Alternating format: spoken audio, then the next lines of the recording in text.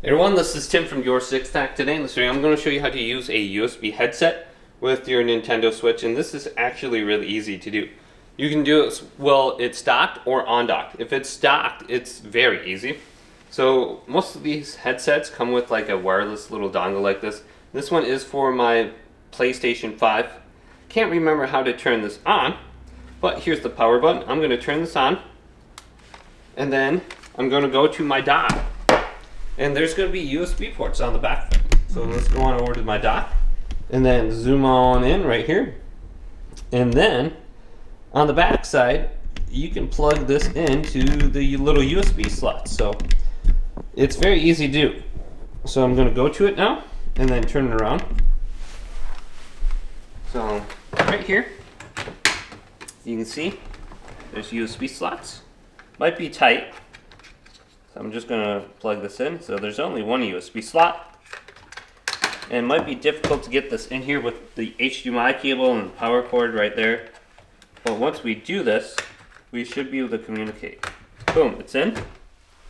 Now we can go back to the TV and it should say USB on the upper left side of the screen. So let's zoom on out, go back to my Nintendo Switch screen, and in the upper left side of the screen it said USB volume. So I should be able to talk now with people in game, and it should work. So we can try like increasing the volume on here, since I do have a volume knob. So it doesn't seem like it does anything on the screen, but it's literally that easy. Now if you're trying to play on the Nintendo Switch with this, you're gonna need one of these little adapters. This goes into the bottom of the Nintendo Switch,